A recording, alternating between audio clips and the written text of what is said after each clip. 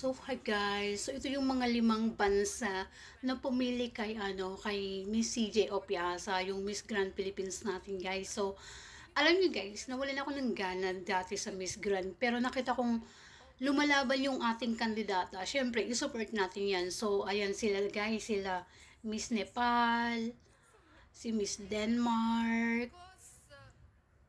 You choose Philippines because of Hindi Lake man nila Bawi. hindi nila ka-roommate yung mga yan guys pero syempre pag meron siguro yung mga occasions nila yung mga activities nila, nakikilala nila yung mga yung mga co-candidates nila, tapos yun nagandahan siguro sila kay maganda talaga si CJ.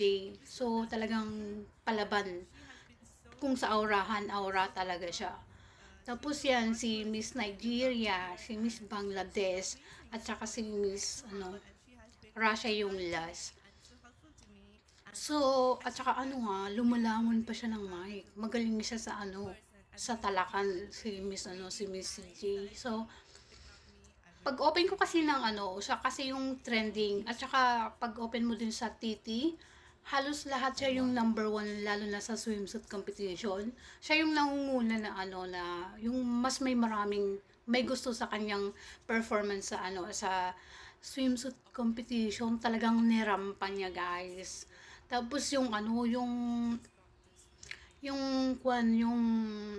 evening gown niya guys, grabe. Yellow yung kulay niya, tapos ang ganda ng maganda rin si Miss India. Ang bet ko is Miss India at saka si Miss Philippines.